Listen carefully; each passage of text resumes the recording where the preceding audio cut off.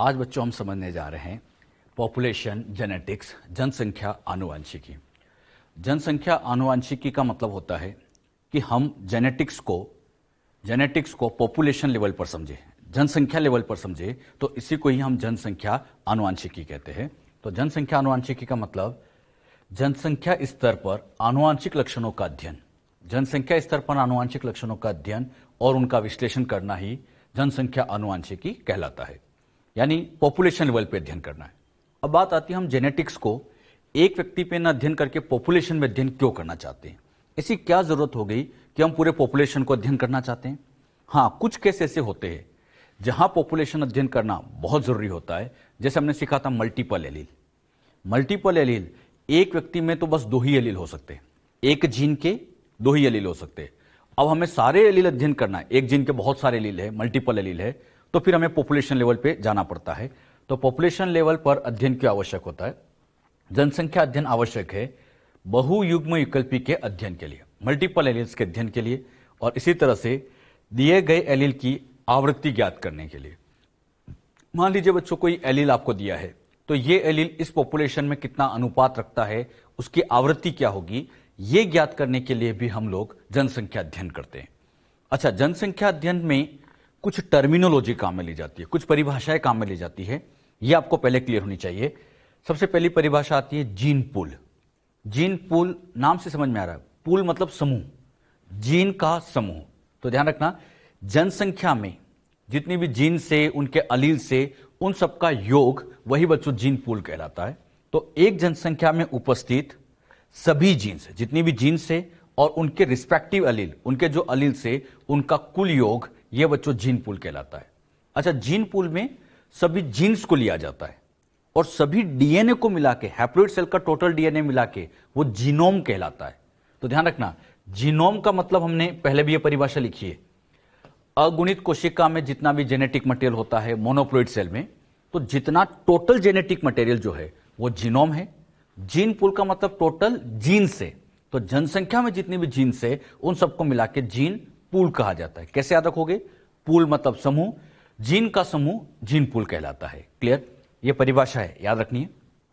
अगली डेफिनेशन आती है जीन फ्लो, जीन प्रवाह। जीन फ्लो का मतलब एक जनसंख्या से दूसरे जनसंख्या में जीन के गमन को जीन प्रवाह कहते हैं। मतलब एक पॉपुलेशन से जीन का दूसरी पॉपुलेशन में चले जाना, दूसरी जनसंख्या में जाना, इसी को हम जीन फ्लो कहते हैं। इसको ऐसे समझो, जैसे ये पॉपुलेशन फर्स्ट है और ये पॉपुलेशन सेकंड है, 2 पॉपुलेशन है। अब मान लीजिए इस पॉपुलेशन का ये व्यक्ति, यहां पर ये व्यक्ति जो है, इस व्यक्ति ने सोचा कि ये व्यक्ति मुझे बहुत परेशान करते हैं, तो इसने अपनी पॉपुलेशन छोड़ के यहां से यहां चला गया। मतलब ये व्यक्ति यहां से उठकर यहां आ गया।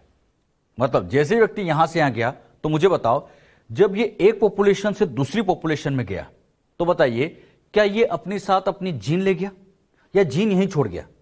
अरे जब व्यक्ति जाएगा तो जीन भी तो साथ में जाएगी, जीन कहां रह जाएगी? व्यक्ति के साथ जाएगी। तो बताओ, एक पॉपुलेशन से जीन का या व्यक्ति का दूसरी पॉपुलेशन में गमन, यही बच्चों जीन प्रवाह, जीन फ्लो कहलाता है। हाँ, इधर का व्यक्ति इधर भी जा सकता है। अरे बात समझ में? तो ध्यान रखना, जैसे ही व्यक्ति गमन करेगा साथ साथ उसकी जीन चली जाएगी। तो जीन का एक पॉपुलेशन से सेकंड पॉपुलेशन, दूसरी पॉपुलेशन में स्थानांतरण, यही बच्चों जीन फ्लो कहलाता है। तो जीन फ्लो क्या है, समझ में आया बच्चों अच्छे से? तो ये टर्म भी आप ध्यान रखिए, ये टर्म से क्वेश्चन आ चुके हैं, तो आप इसको नोट करिएगा। अगले नंबर पे आता है जेनेटिक लोड, हिंदी में कहें आनुवंशिक भार।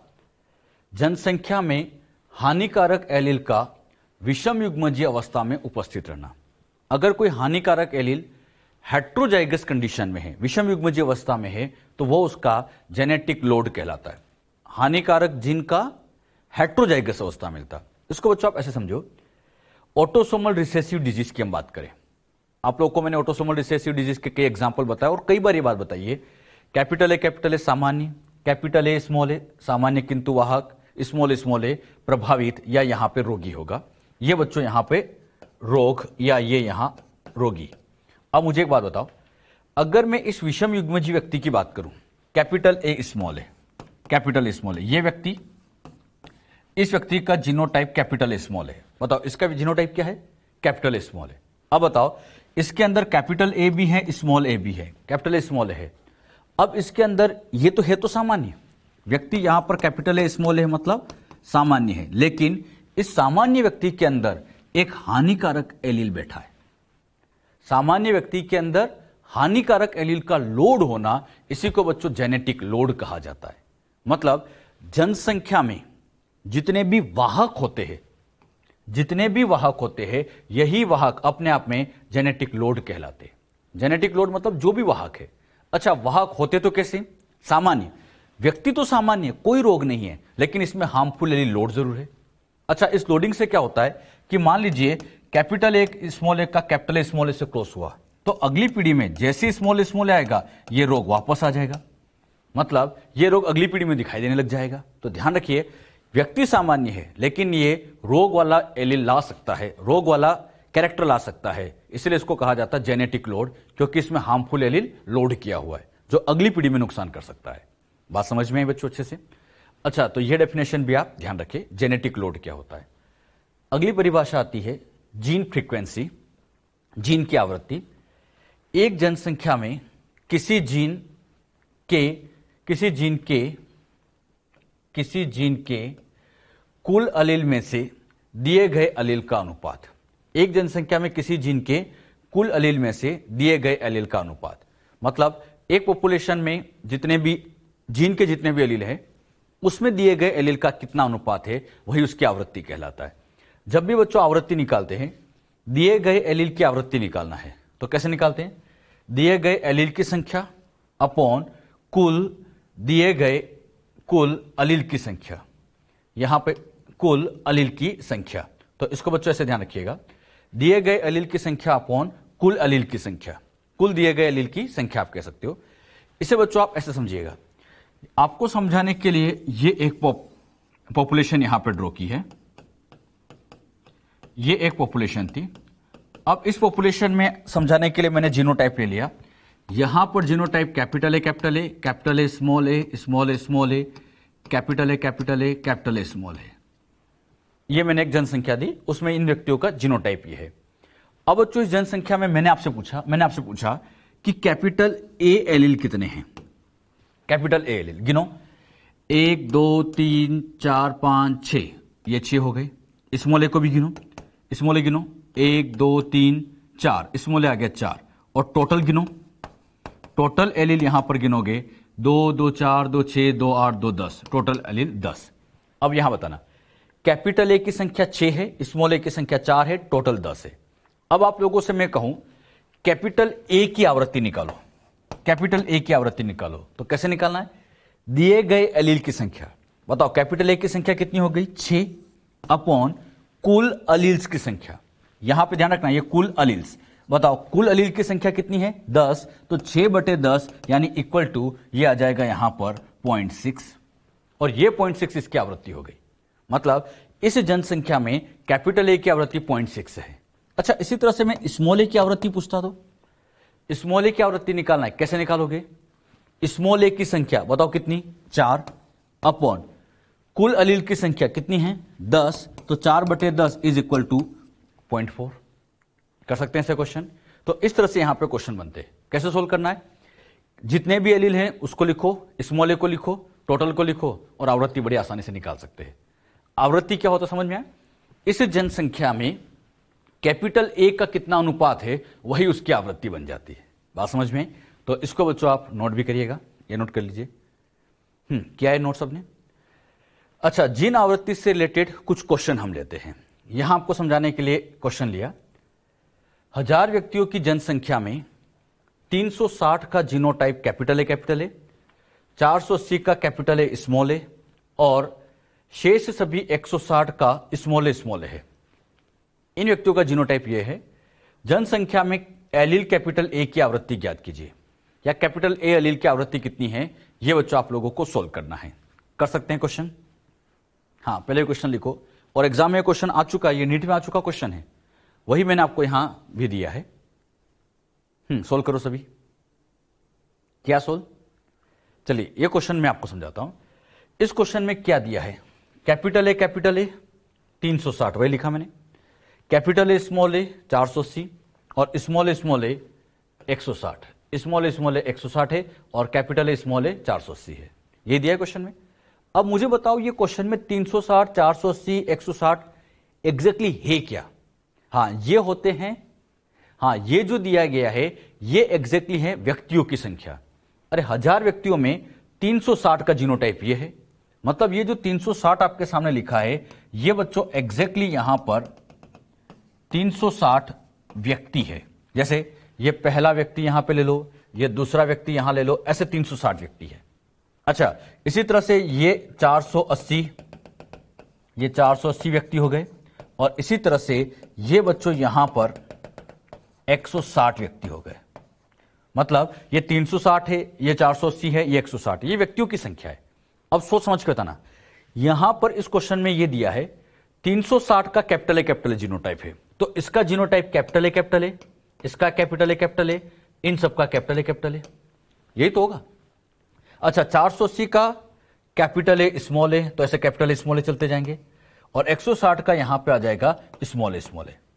अरे समझ में आए? तो ध्यान रखना यहां पर क्वेश्चन में क्या दिया समझ में आया?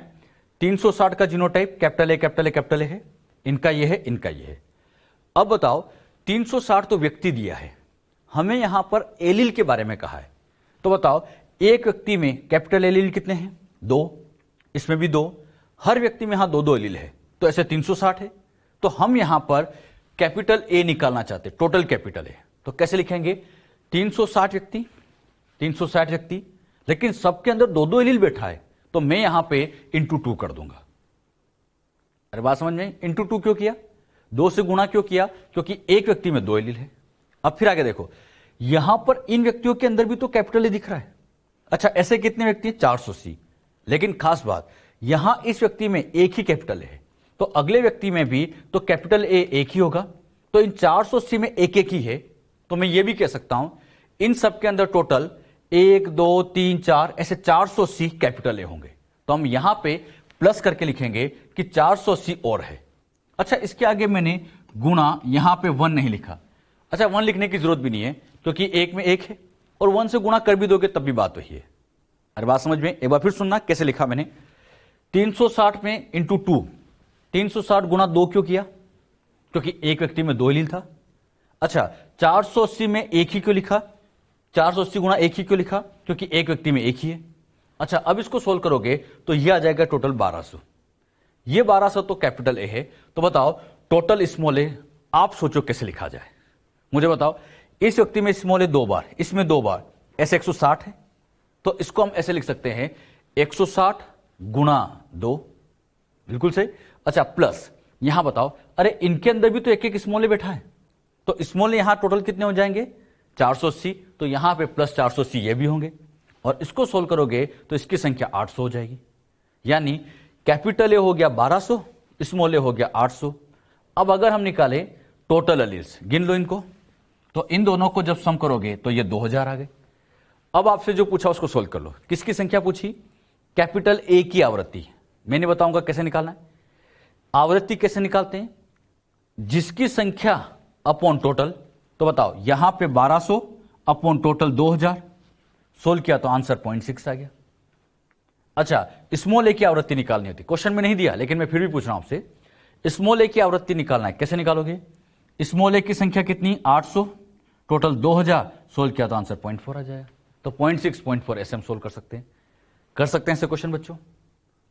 कर सकते हैं ऐसे? हाँ, तो इस तरह के क्वेश्चन हम बड़े इजीली तरीके से सोल्व किए जा सकते हैं। तो ये क्वेश्चनों के बच्चे से आपको प्रैक्टिस होनी चाहिए। अच्छा ये जो क्वेश्चन मैंने आपको समझा बहुत आसान है। कैपिटल ए की आवृत्ति, कैपिटल ए की संख्या निकालो, स्मॉल ए निकालो, ए की आवृत्ति, स्मॉल ए की आवृत्ति बड़े आसानी से निकाल सकती हो। यह क्वेश्चन नीट में आ चुका है और ये सबको अच्छे से आना चाहिए कि कैसे इसको सोल्व किया गया। क्लियर? अगला क्वेश्चन मैं आपको प्रैक्टिस के लिए देता हूं। ये बच्चों आपके सामने अगला क्वेश्चन, सेम क्वेश्चन है, इस बार सबका आंसर आना चाहिए। क्वेश्चन में क्या कहा है? 200 व्यक्तियों की जनसंख्या में 128 का जीनोटाइप कैपिटल ए, 64 का कैपिटल ए स्मॉल ए, 8 का स्मॉल ए। तो जनसंख्या में एलील कैपिटल ए और स्मॉल ए एलील की आवृत्ति ज्ञात कीजिए। कैपिटल ए स्मॉल एलील की आवृत्ति आपको ज्ञात करनी है। यह आपके लिए क्वेश्चन है। कर सकते हैं सोल्व? हां, जब इस क्वेश्चन को आपने सोल्व किया होगा तो बताओ capital A 128, capital A small A 64, small small A 8, ये दिया है।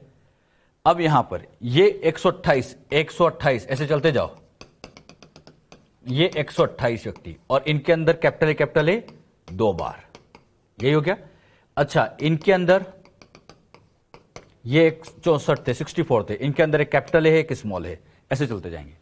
अब ये सब बनाने की जरूरत नहीं है, तो सिखाने के लिए था। अब मैं आपको डायरेक्ट यहां पे और बता देता हूं, टोटल कैपिटल ए निकालना है। बताओ यहां कैपिटल ए कितनी बार है? 2 बार, तो 128 गुणा 2 कर लो। अच्छा, इनके अंदर कैपिटल ए 1 बार है, तो ये प्लस 64 और कर दो, तो ये आ जाएगा टोटल 320। अच्छा, टोटल स्मॉल ए निकालना है। बताओ स्मॉल ए यहां कितनी बार दिख रहा है? 2 बार, 2 बार दिख रहा है ना, तो यहां पर 8 2 बार है तो गुणा 2 कर देंगे, प्लस इनके अंदर भी तो एक स्मॉल ए बैठा है, ऐसे 64 है तो प्लस 64 और है, तो ये सोल्व किया तो आंसर आ गया 80। अब क्वेश्चन में कहां दम बचा? कैपिटल ए मिल चुका है, स्मॉल ए मिल चुका है, सोल्व करोगे तो ये टोटल एलील 400 आ गए। अब आपसे कहा गया कैपिटल ए की आवृत्ति, बताओ कैपिटल ए कितना दिख रहा है? 320, टोटल कितना है? 400, तो यहां पर मैं लिख सकता हूं 320 टोटल 400, सोल्व करोगे तो आंसर आ जाएगा 0.8। स्मॉल ए की आवृत्ति निकालना है। बताओ बच्चों कैसे निकाले? स्मॉल ए की संख्या कितनी दिख रही है? 80, तो 80 लिख लेंगे, अपॉन टोटल कितना है? 400, तो 400 लिख लेंगे।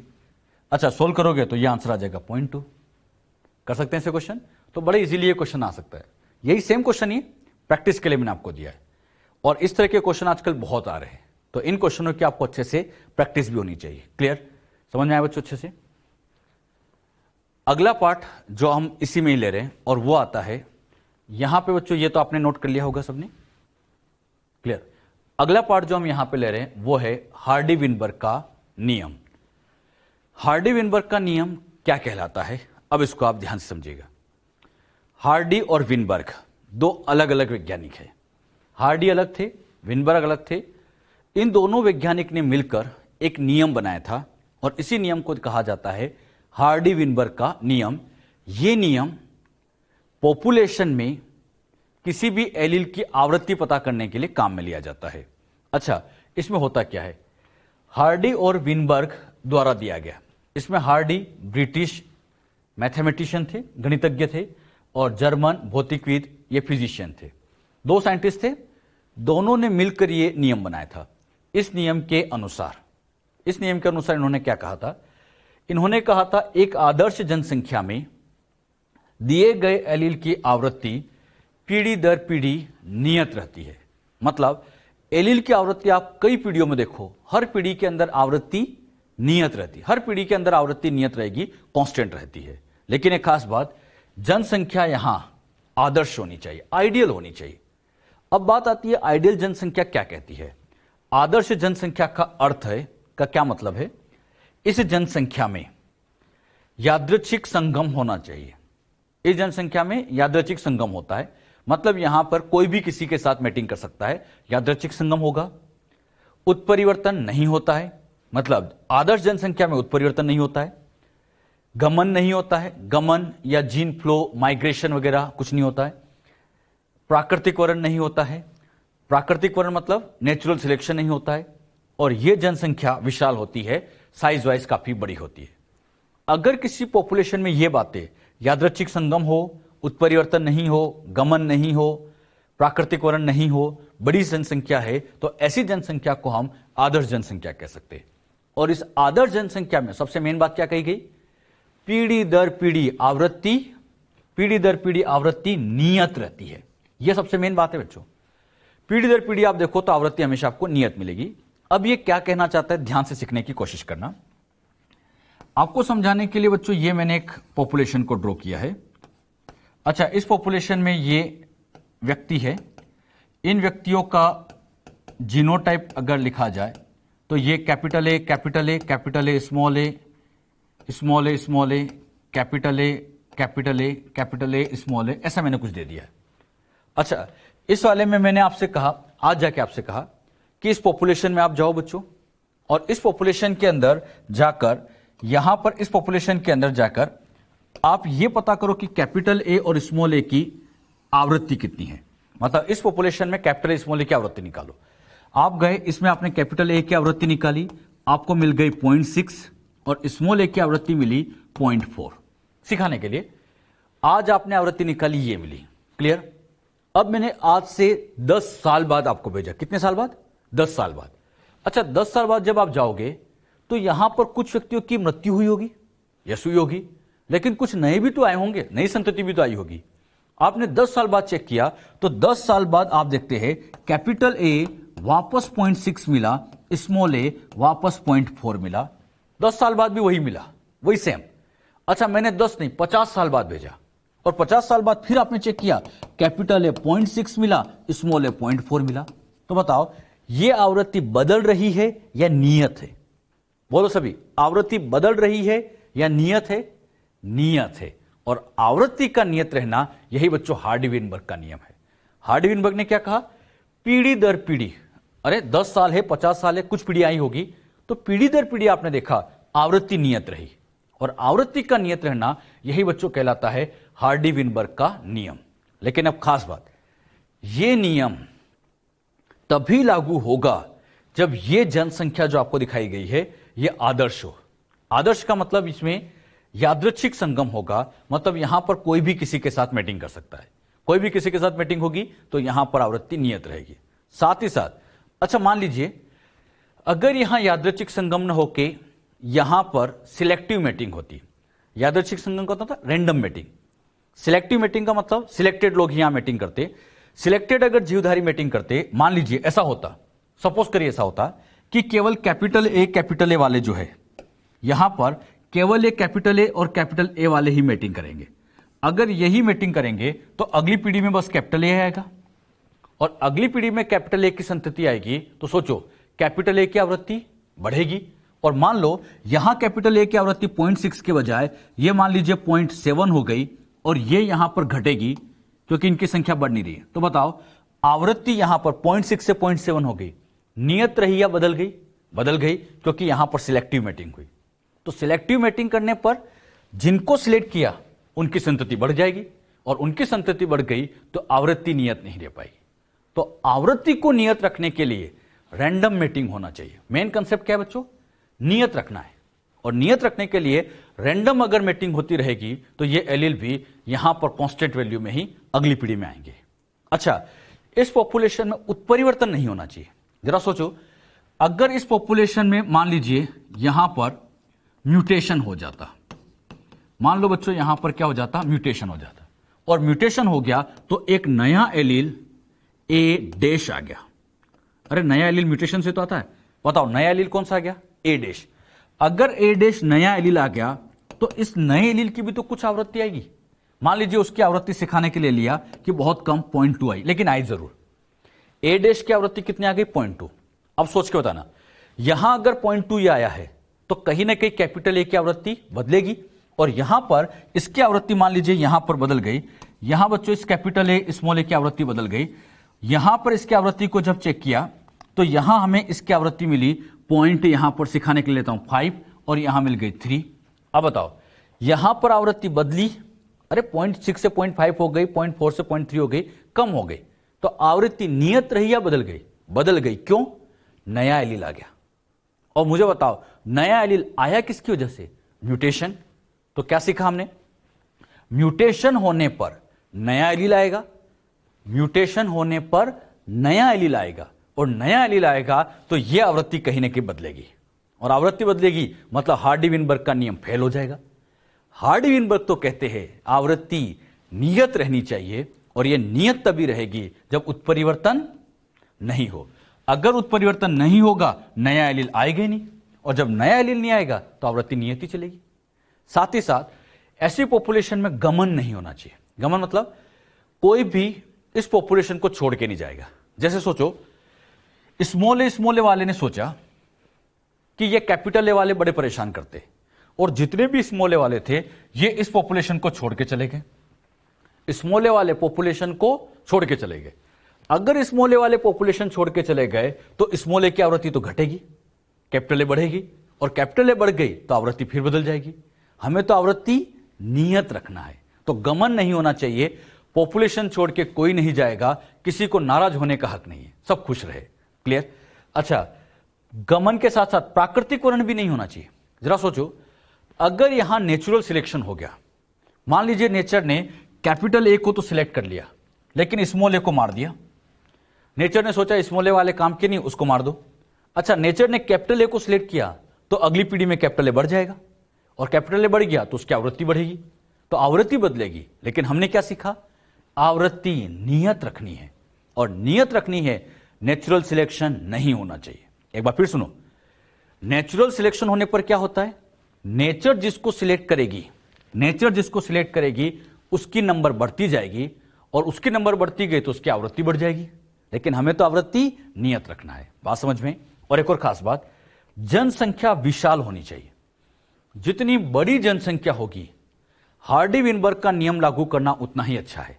जरा सोचो, मान लीजिए एक पॉपुलेशन ये है जिसमें केवल ऐसे 3 सदस्य हैं। इस जनसंख्या में केवल 3 सदस्य हैं, इसमें तो बहुत सारे हैं। अगर जनसंख्या बहुत बड़ी है, अगर एक आध व्यक्ति की मृत्यु भी हो जाती है, एक आध व्यक्ति की किसी वजह से मृत्यु हो भी जाती है, तो आवृत्ति में ज्यादा फर्क नहीं पड़ता। लेकिन अगर मान लीजिए जनसंख्या छोटी है और इसमें से एक व्यक्ति की भी मृत्यु हुई, जैसे ही एक की भी मृत्यु हुई, आवृत्ति बहुत बदलेगी। बड़ी जनसंख्या में क्या होता है? सदस्य ज्यादा होते हैं, और सदस्य जितने ज्यादा होंगे, आवृत्ति में बदलाव उतना ही कम होगा, क्योंकि इतने सारे सदस्य, एक हाथ की मृत्यु हो भी जाती है, ज्यादा फर्क नहीं पड़ेगा। लेकिन छोटी जनसंख्या है, एक की भी मृत्यु हुई, पॉपुलेशन बहुत बदलेगी। तो यहां पॉपुलेशन जल्दी बदलती है, आवृत्ति जल्दी बदलती है, लेकिन इसमें आवृत्ति नियत रखती है। तो हमने क्या सीखा? आवृत्ति नियत रखना है तो जनसंख्या विशाल होनी चाहिए। तो मुझे बताओ, हार्डी विनबर्ग के नियम में मैंने आपको क्या सिखाया? सभी बोलना अच्छे से। इस नियम के अनुसार पीढ़ी दर पीढ़ी आवृत्ति नियत रहनी चाहिए, लेकिन वो नियत तभी रहेगी जब वो जनसंख्या आदर्श हो। और आदर्श का मतलब, जनसंख्या में यादृच्छिक संगम होना चाहिए, उत्परिवर्तन नहीं होना चाहिए, गमन नहीं होना चाहिए, प्राकृतिक वरण नहीं होना चाहिए, और जनसंख्या विशाल होनी चाहिए। और क्वेश्चन ऐसे घुमा के पूछेंगे, हार्डी विनबर्ग का नियम छोटी जनसंख्या में लागू होता है? नहीं, हार्डी विनबर्ग का नियम विशाल जनसंख्या में लागू होता है, बड़ी जनसंख्या में लागू होता है। तो ये सब याद रखना। म्यूटेशन होने पर हार्डी विनबर्ग का नियम फेल हो जाता है। बिल्कुल, म्यूटेशन अगर हो गया तो हार्डी विनबर्ग का नियम फेल हो जाएगा। सही बात है, क्योंकि म्यूटेशन से नया एलील आएगा, आवृत्ति बदल जाएगी। समझ में आया बच्चों सबको अच्छे से? तो ये पॉइंट आप ध्यान रखें, इन सबको अच्छे से याद रखना, ये सब कंडीशन कि हार्डी विनबर्ग कब कब लागू होता है। क्लियर? अच्छा, इसी पे एक बात आती है, हार्डी विनबर्ग के नियम को प्रभावित करने वाले कारक। ऐसे कौन से कारक होते हैं जो हार्डी विनबर्ग के नियम को प्रभावित कर सकते हैं? हार्डी विनबर्ग के नियम को प्रभावित करने वाले बहुत सारे कारक होते हैं। जो बच्चों अभी आपको मैंने समझाया उसका जस्ट उल्टा। जैसे हमने सीखा था यादृच्छिक संगम, तो यहां पर चयनित संगम हो जाए। चयनित संगम मतलब सिलेक्टिव मेटिंग कराओ तो जो सिलेक्ट होंगे उनकी नंबर बढ़ जाएगी, हार्डी विनबर्ग का नियम फेल हो जाएगा। इसी तरह से उत्परिवर्तन होने पर, इसी तरह से गमन होने पर, मतलब वही माइग्रेशन होने पर, इसी तरह से प्राकृतिक चयन होने पर, इसी तरह से जेनेटिक ड्रिफ्ट के केस में। अब ये जेनेटिक ड्रिफ्ट क्या होता है इसको समझना बच्चों।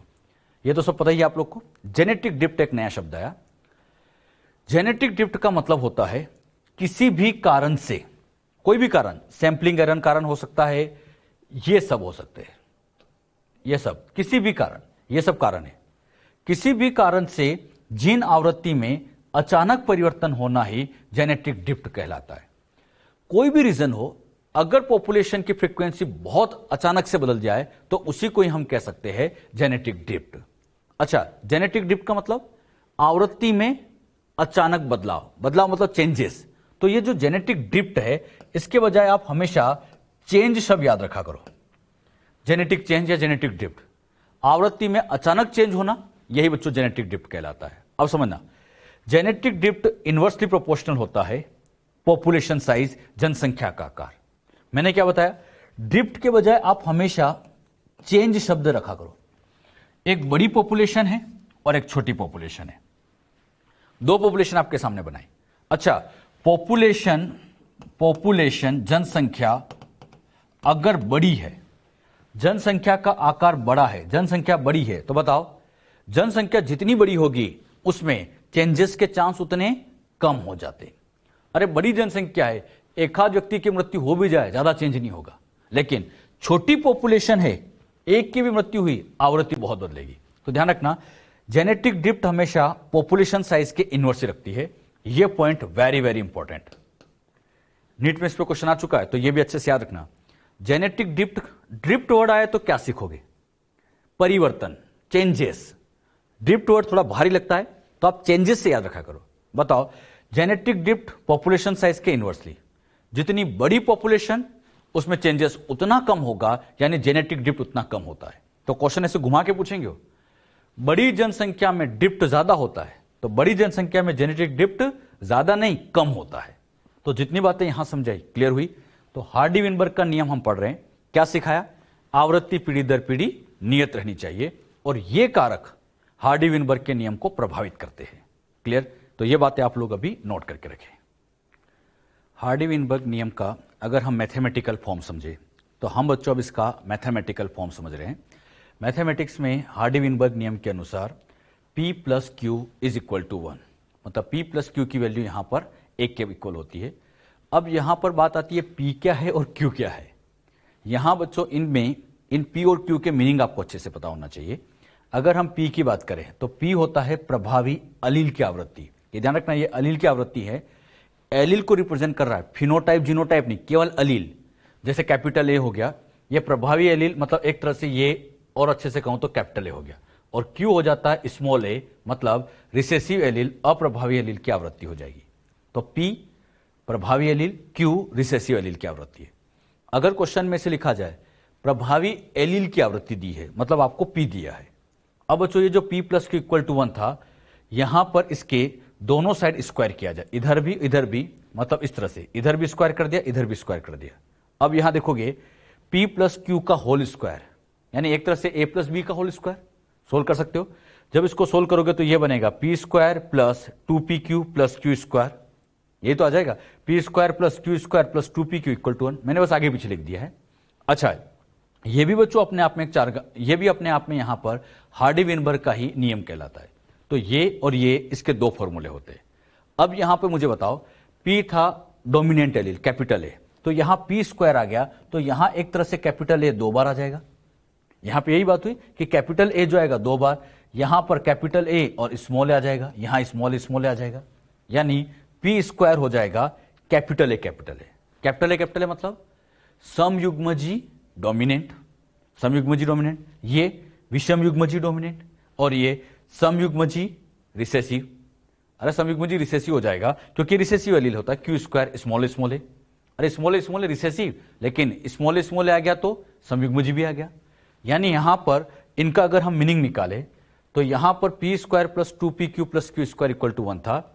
P स्क्वायर तो था कैपिटल ए, ये था कैपिटल ए स्मॉल ए, और ये था स्मॉल ए। अब मैं यहां पर P स्क्वायर की बात करूं तो P स्क्वायर क्या हो जाएगा? समयुग्मजी प्रभावी जीनोटाइप। P स्क्वायर मतलब समयुग्मजी प्रभावी जीनोटाइप, या फिनोटाइप भी हो सकता है, या कोई लक्षण हो सकता है, या जीवधारी की आवृत्ति हो सकती है। तो P स्क्वायर क्या हो सकता है? समयुग्मजी प्रभावी जीनोटाइप, फिनोटाइप, लक्षण, जीवधारी, कुछ भी दिया जाए की आवृत्ति। अच्छा, ऐसे पूछा जाए समयुग्मजी प्रभावी फिनोटाइप की आवृत्ति, समयुग्मजी प्रभावी फिनोटाइप की आवृत्ति मतलब P स्क्वायर है, लक्षण की आवृत्ति तब भी P स्क्वायर ही है। समयुग्मजी प्रभावी होना चाहिए, बस आप तो इस पे ध्यान रखो, समयुग्मजी प्रभावी, बाकी कुछ भी है, अलील के अलावा कुछ भी दिया है तो P स्क्वायर दिया है। इसी तरह से 2PQ, ये 2PQ की बात करें।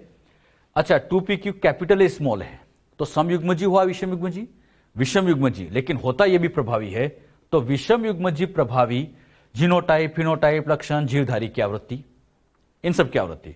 इसी तरह से क्यू स्क्वायर की बात करें। अच्छा, क्यू क्या हो गया? स्मॉल ए, यानी समयुग्मजी अप्रभावी, यह अप्रभावी हो गया। फिर वही जीनोटाइप, फिनोटाइप, लक्षण, जीवधारी की आवृत्ति, कुछ भी दिया जाए। अच्छा, यहां बच्चों में कहूं समयुग्मजी की आवृत्ति, यहां पर ऐसे मैं लिखूं, अच्छा यहां पर मैंने ऐसे लिखा प्रभावी जीनोटाइप की आवृत्ति। अब मैंने यहां प्रभावी तो लिखा है, लेकिन मैंने प्रभावी के साथ यह नहीं लिखा कि डोमिनेंट या रिसेसिव, मैंने क्या लिखा? प्रभावी। अच्छा, प्रभावी लिखा है तो प्रभावी में ये भी और ये दोनों ही प्रभावी आ जाएंगे, तो P स्क्वायर प्लस 2PQ हो जाएगा। अगर क्वेश्चन की लैंग्वेज में ढंग से पढ़ना बच्चों, प्रभावी जीनोटाइप या फिनोटाइप कुछ भी लिखा है, प्रभावी के आगे समयुग्मजी विषमयुग्मजी कुछ नहीं लिखा, केवल प्रभावी लिखा, तो प्रभावी ये भी था तो प्रभावी ये भी था, दोनों ही तो प्रभावी थे, तो इसीलिए इन दोनों का सम आ जाएगा। अरे बात समझ में? अब क्वेश्चन ऐसे आता, समयुग्मजी प्रभावी तो p², विषमयुग्मजी प्रभावी 2pq, लेकिन ऐसा आया प्रभावी फिनोटाइप, समयुग्मजी विषमयुग्मजी शब्द ही नहीं है, प्रभावी लिखा है तो p² + 2pq आ जाएगा। समझ में आया?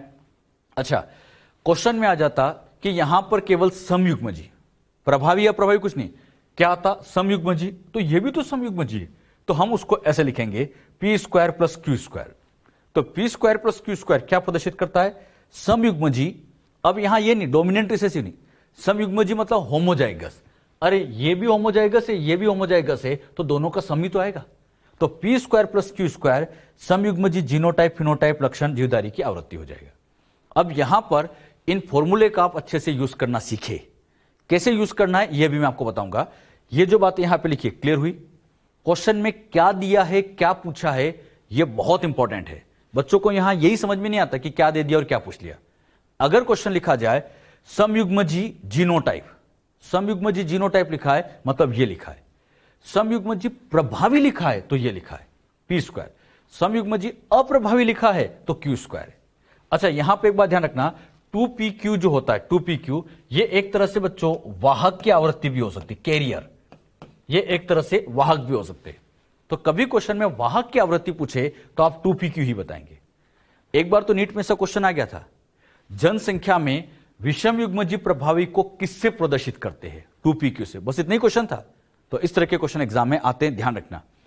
अब यहां पे बच्चों इसको सोल्व किया जाए क्वेश्चनों को। आपके सामने यह क्वेश्चन मैंने एक दिया है, एक विशाल जनसंख्या में अप्रभावी एलील की आवृत्ति 0.7 है, तो समयुग्मजी प्रभावी, समयुग्मजी प्रभावी भी लिखा है, प्रभावी जीवधारी की आवृत्ति आपको ज्ञात करना है। पहले तो मुझे बताओ क्वेश्चन में दिया क्या है? जनसंख्या में अप्रभावी अलील लिखा है बच्चों, एलील, एलील लिखा है तो p q ऐसे इस तरह से समझेगा। क्वेश्चन में लिखा है अप्रभावी एलील मतलब 0.7 दिया है, क्लियर। अब मुझे बताओ अप्रभावी एलील मतलब ये q है या q² है? बताओ क्या सही है? अप्रभावी अलील है, अलील है मतलब q² नहीं, ये केवल और केवल q हो गया, तो q = 0.7। अरे अलील लिखा तो q हो जाएगा। हाँ, यहां अप्रभावी फिनोटाइप होता तो q² होता, समझ आया? एलील आ गया तो q ही रहेगा, q² नहीं। अच्छा, q की वैल्यू आ गई, p की वैल्यू निकाल सकते, फॉर्मूला याद है सबको, p + q = 1। अब यहां से ये q की वैल्यू 0.7 यहां रख दो, और यहां जब रखोगे तो p + 0.7 = 1।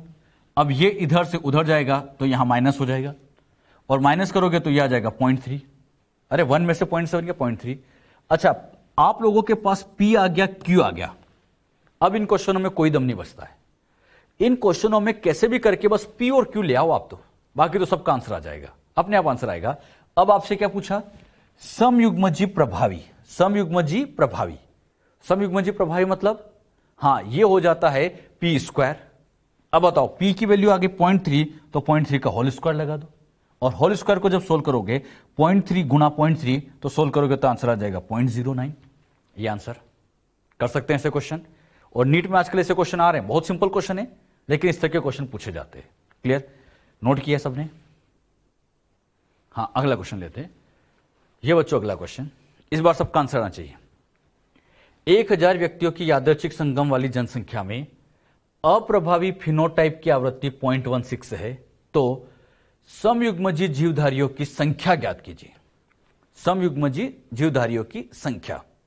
अच्छा, समयुग्मजी प्रभावी प्रभावी नहीं, समयुग्मजी की संख्या निकालनी इस बार। सोल्व करो। हां, क्वेश्चन में दिया क्या है? अप्रभावी फिनोटाइप 0.16 है। अच्छा, फिनोटाइप है तो फिर मुझे बताना q दिया या q² दिया है? अप्रभावी है तो q या q²? तो ये बच्चों q नहीं है, क्योंकि यहां फिनोटाइप लिखा है तो q² लिखा है। हां, अलील होता तो q मानते, तो ये एक तरह से q² दिया है 0.16। क्लियर? अच्छा, यहां से स्क्वायर हटाओगे तो यहां से ये हो जाएगा सिंपल, q = 0.4। अब अपना फॉर्मूला वही, p + q = 1। यहां से ये q की वैल्यू यहां लिख दो 0.4, और 0.4 लिखोगे तो p 0.4 + = 1 उधर जाएगा तो माइनस होगा, ये हो जाएगा 0.6। आपके पास P की वैल्यू आ चुकी है, Q की वैल्यू आ चुकी है, तो अब आप क्वेश्चन बड़े आसानी से सोल्व कर सकते हो। क्या पूछा है? समयुग्मजी जीवधारी। अब समयुग्मजी लिखा है, सोच समझ के बताना क्या फॉर्मूला लिखूं यहां पे। समयुग्मजी प्रभावी लिखा है? नहीं।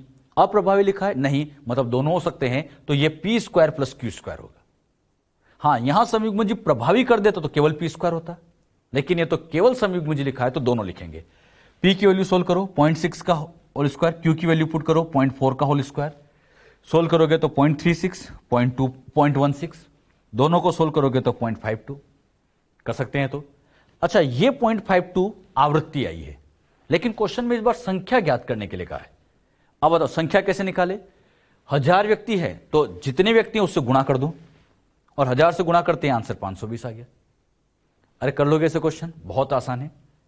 बस आपसे क्या दिया है और क्या पूछा है ये ध्यान रखो। ये फॉर्मूला आप ढंग से लिखो, अपने आप आंसर आ जाएगा। क्वेश्चन में कोई दम नहीं है, बस इनका यूज करना सीखें आप। अगला क्वेश्चन लेते हैं। ये बच्चों आपके सामने क्वेश्चन है। 2000 व्यक्तियों की यादृच्छिक संगम वाली जनसंख्या में प्रभावी एलील का प्रतिशत 90% है। प्रभावी एलील का प्रतिशत 90% है, तो प्रभावी व्यक्तियों की संख्या आप लोगों को ज्ञात करनी है। सोल्व करो पहले आप। अच्छा, प्रभावी अलील लिखा है बच्चों, अलील, ये ध्यान दो, अलील लिखा है, मतलब यहां पे लिखा है प्रभावी अलील 90%। अब मुझे बताना पी दिया है या पी स्क्वायर दिया है? सोचो जरा।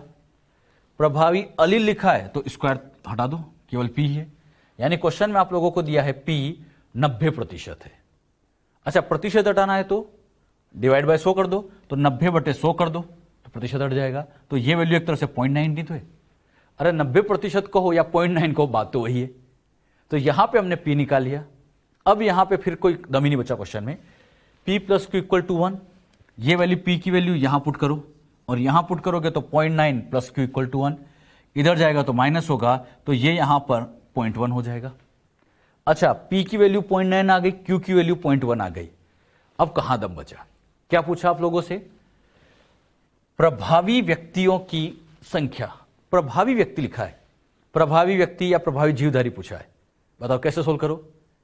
प्रभावी लिखा है तो यहां पे पी स्क्वायर प्लस 2pq आएगा।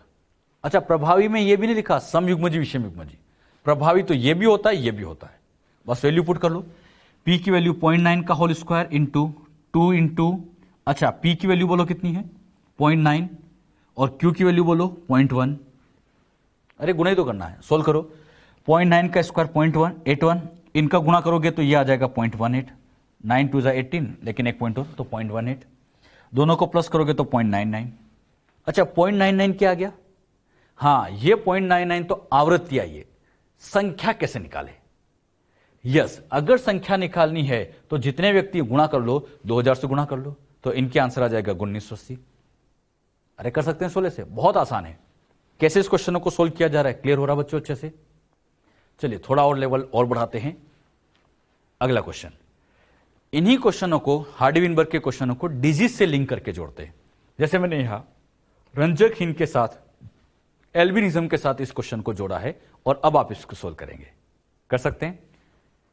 1000 व्यक्तियों की यादृच्छिक संगम वाली जनसंख्या में 36% एल्बिनिक है, तो वाहक और सामान्य व्यक्तियों की क्रमशः संख्या ज्ञात कीजिए। वाहक और सामान्य व्यक्तियों की संख्या आप लोगों को क्रमशः ज्ञात करनी। कर लोगे सोल्व? क्वेश्चन में क्या कहा है? रंजकहीनता अलिंग सूत्री अप्रभावी रोग है, जानते हो सभी, ऑटोसोमल रिसेसिव। अप्रभावी मतलब रिसेसिव रोग है। कैपिटल ए सामान्य, कैपिटल स्मॉल ए सामान्य किंतु वाहक, स्मॉल ए रंजकहीन। अच्छा एक बात बताओ, कैपिटल ए समयुग्मजी प्रभावी, मतलब एक तरह से ये हो गया पी स्क्वायर। अरे यही तो है।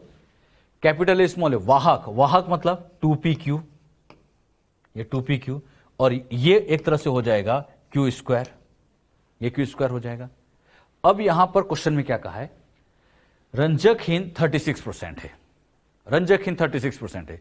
अच्छा, रंजकहीन 36 है यानी क्यू स्क्वायर ही तो है एक तरह से।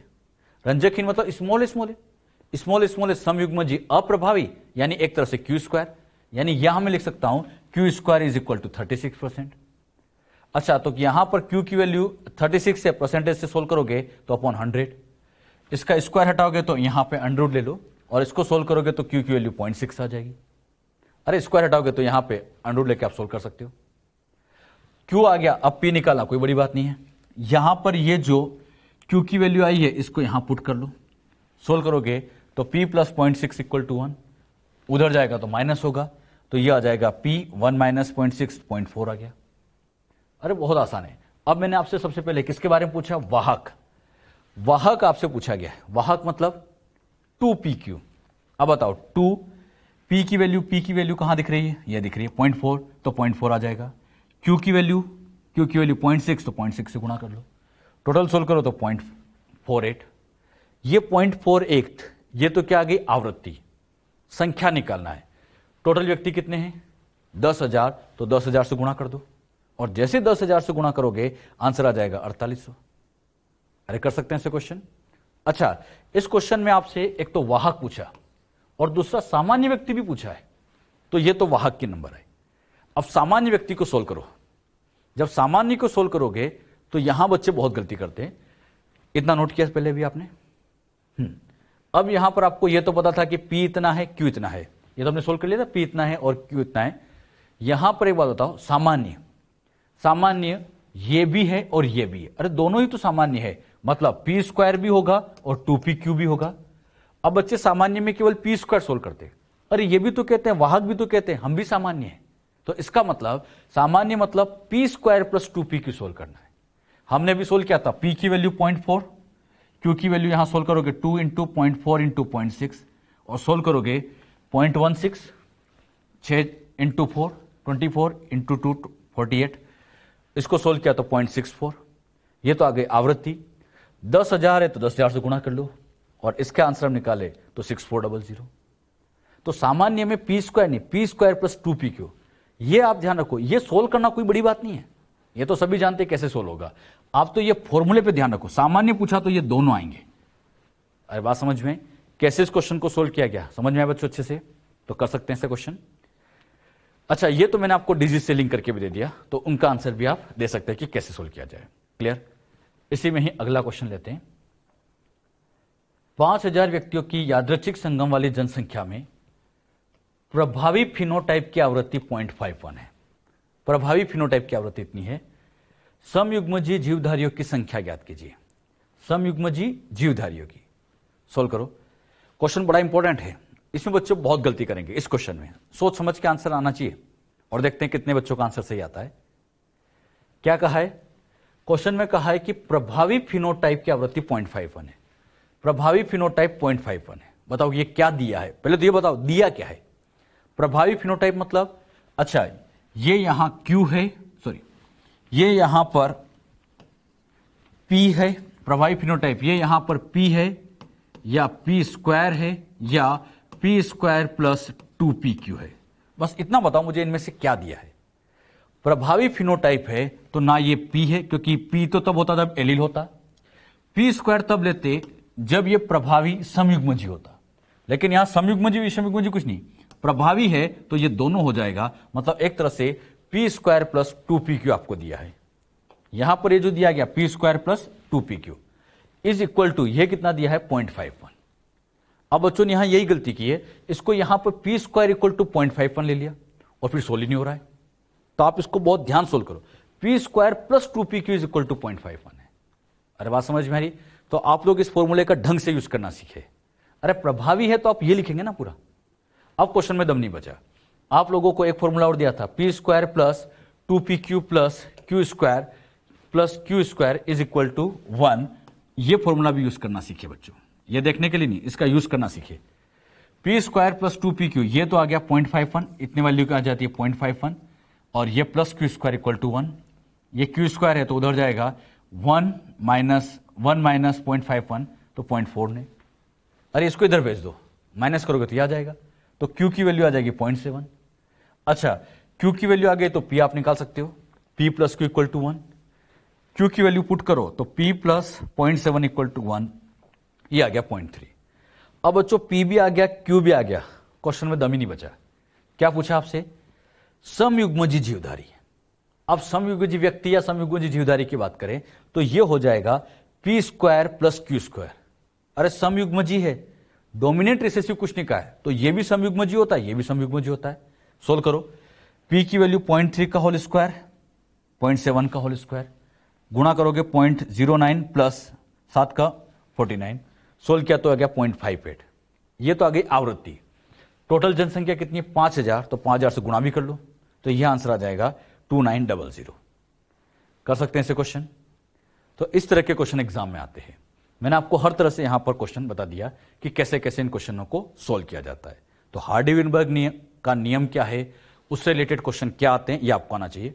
दो ही फॉर्मूले हैं, एक तो p plus Q equal to 1, दूसरा p square plus 2pq plus Q square is equal to 1। दो ध्यान रखना, और यहां ध्यान रखना ये प्लस होता है, कई बार वो ऐसे लिखेंगे p into Q is equal to 1। क्या सही है? गलत। अरे इंटू नहीं होता, p प्लस होता है। तो यहां एग्जाम में प्लस और इंटू दिखते ही नहीं है, तो आप इसको ढंग से सोल्व करने की कोशिश करें। कई बार तो फॉर्मूले से क्वेश्चन ही आ जाता है। कर लोगे ऐसे क्वेश्चन बच्चों अच्छे से? क्लियर? यहां बच्चों एक स्पेशल क्वेश्चन आता है, इन स्पेशल क्वेश्चन को भी हम डिस्कस कर लेते हैं जो मॉड्यूल के ही है। एक क्वेश्चन बनता है कि एक परिवार में 4 पुत्रियां है, तो 5th जन्म पर पुत्र होने की प्रायिकता क्या होगी? 4 पुत्रियां है, 5वां बच्चा पुत्र हो, इसकी क्या प्रायिकता होगी, यह आपको ज्ञात करना है। एक बात मुझे बताओ, किन्हीं पेरेंट्स के लड़का होगा या लड़की होगी, वहां पर हमेशा 50% चांस होता है कि लड़का भी हो सकता है लड़की भी हो सकता है, इक्वल चांस है। अब सोचो, किन्हीं पेरेंट्स के 1 2 3 4 पुत्रियां हो चुकी है, अब ये 5वां बच्चा क्या होगा, 5th बच्चा क्या होगा? तो ये 5th बच्चा लड़का भी हो सकता है लड़की भी हो सकता है, इसके चांस हमेशा 1/2 या 50% आप कह सकते हो। 1/2 या और अच्छे से कहूं 50%। अच्छा, 5th चाहे लड़का भी हो सकता है लड़की भी हो सकता है। अरे यहां पे 4 पुत्रियां ये हो चुकी है, इसके केस में नहीं पूछा है। क्या पूछा है? 5वां बच्चा क्या होगा? तो 5वां बच्चा लड़का लड़की कुछ भी हो सकता है, इक्वल चांस है, 50% चांस होता है। क्लियर? लेकिन अब क्वेश्चन की लैंग्वेज बदलते हैं। एक दंपति के चारों लड़के होने की प्रायिकता ज्ञात कीजिए। 4 लड़के हो, मतलब अभी उनके कोई बच्चा नहीं है, 4 बच्चे हो, चारों लड़के हो, इनकी प्रायिकता क्या होगी? तो मुझे बताओ, पहला बच्चा लड़का हो, प्रायिकता 1/2, ये पहले बच्चे के लिए। दूसरा बच्चा हो, उसमें भी 1/2। तीसरा बच्चा हो, उसमें भी 1/2, और चौथा बच्चा हो, उसमें भी 1/2। तो इसको जब सोल्व करोगे तो 1/2 गुणा 1/2 गुणा 1/2 गुणा 1/2, तो सोल्व करोगे 2 4 4 8 और 16, तो 1/16। दो तरह के क्वेश्चन है, क्वेश्चन को समझना। 4 बच्चे हो चुके हैं, 5वां क्या होगा? 5वां तो कुछ भी हो सकता है, लड़का लड़की कुछ भी हो सकता है, इक्वल चांस है। लेकिन क्वेश्चन की लैंग्वेज में क्या दे दिया? 4 लड़के ही हो, 4 लड़के ही हो, इसकी प्रायिकता। तो 4 लड़के हो तो पहला लड़का हो 1/2, दूसरे के लिए 1/2, तीसरे के लिए 1/2, चौथे के लिए 1/2, आंसर 1/16 आ जाएगा। अच्छा, क्वेश्चन में से देता, परिवार में, ये तो दोनों क्वेश्चन हो गए, 5 बच्चे हैं, 5 बच्चे, छठा बच्चा लड़का हो, इसकी प्रायिकता, छठा बच्चा लड़का हो, इसकी प्रायिकता, हाँ, इसकी प्रायिकता आ जाएगी 1/2।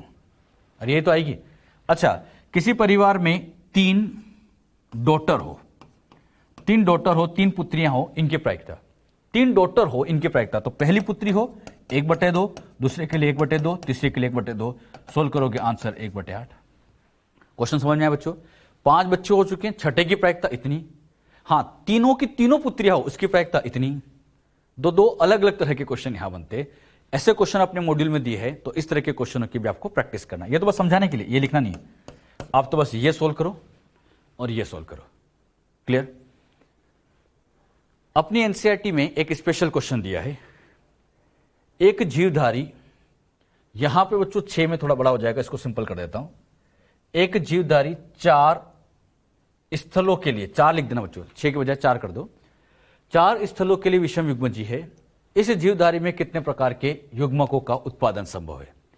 एक जीवधारी 4 स्थलों के लिए, यहां पर ये 4 स्थलों के लिए, 4 स्थलों के लिए विषम युग्मजी है, तो इनके 4 स्थलों के लिए विषम युग्मजी है, तो इस जीवधारी में कितने प्रकार के युग्मकों का उत्पादन संभव होगा? यह बच्चों आप लोगों को सोल्व करना है। कीजिए सोल्व। अच्छा, यहां पर युग्मक का क्वेश्चन आ गए। युग्मक का जब भी क्वेश्चन आता है तो हमें पता है formula, types of gamete, gamete के प्रकार, और गैमिट के प्रकार का फॉर्मूला होता था 2 की पावर n, यही होता था। अब यहां क्या लिखा है, 4 स्थलों के लिए विषम युग्मज्जी। इसका मतलब जैसे मैं इसको क्रोमोसोम बना के समझाऊं तो ज्यादा अच्छा आपको समझ में भी आएगा। ये बच्चों मैंने क्रोमोसोम बनाया, अब 4 स्थलों के लिए, तो मुझे बताओ ये होमोलोगस है, तो यहां का स्थल सेम है, लोकस तो सेम है। यहां कैपिटल ए लिखा तो यहां स्मॉल ए, यहां कैपिटल बी लिखा तो यहां स्मॉल बी, यहां कैपिटल डी ले लिया यहां स्मॉल डी, यहां कैपिटल ई ले लिया यहां स्मॉल ई। 4 स्थलों के लिए विषम युग्मज्जी, पहले स्थल के लिए, दूसरे, तीसरे, चौथे। अच्छा, इनको एक ही स्थल मानेंगे क्योंकि लोकस तो सेम है, लोकस सेम है, तो 4 स्थल मतलब ये एक लोकस हुआ, दूसरा लोकस, तीसरा, चौथा। तो यहां पर हम फॉर्मूले में ले सकते हैं 2 की पावर 4 है, अरे हेटेरोजाइगस की संख्या 1 2 3 4, तो 2 की पावर 4, सोल्व करो, क्या आंसर आ जाएगा? जो भी आंसर आएगा आप बड़े इसको आंसर इजीली सोल्व कर सकते हैं, 2 गुणा 2 गुणा 2 गुणा 2, और सोल्व करोगे तो ये यहां पे आ जाएगा 16। अच्छा, यहां पे कितना ही दिया जाए, 6 होता तो 6 लगा देते, कर सकते हैं ऐसे क्वेश्चन। तो इस तरह के क्वेश्चन यहां पर पूछे जाते हैं और आपको इस तरह के क्वेश्चन सोल्व करना आना चाहिए। कर लोगे बच्चों ऐसे क्वेश्चन? यहां पे आके हमने जेनेटिक्स का जो अपना पार्ट था सारा हमने कंप्लीट किया है। आप इन क्वेश्चनों की एक्सरसाइज सोल्व करें, मॉड्यूल सोल्व करें, रेस को सोल्व करें, एनसीईआरटी अच्छे से पढ़े। जेनेटिक्स में बच्चों ये ध्यान रखना, जहां पर भी एग्जाम्पल है उन एग्जाम्पल को अच्छे से ध्यान रखो कि इनकम्प्लीट डोमिनेंसी का क्या एग्जाम्पल था, कोडोमिनेंसी, मल्टीपल एलील, उन एग्जाम्पल को अच्छे से ध्यान रखे, इनसे क्वेश्चन आते हैं। मेन एग्जाम में जो क्वेश्चन बनता है, एक तो कलर ब्लाइंडनेस का, और एक ब्लड ग्रुप का, तो और एक पेडिग्री का, और एक बच्चों आज जो हमने हार्डी-विनबर्ग लॉ सिखाया था। इन 4 से क्वेश्चन ज्यादा बनते हैं, तो आप इन क्वेश्चनों की अच्छे से प्रैक्टिस भी रखें।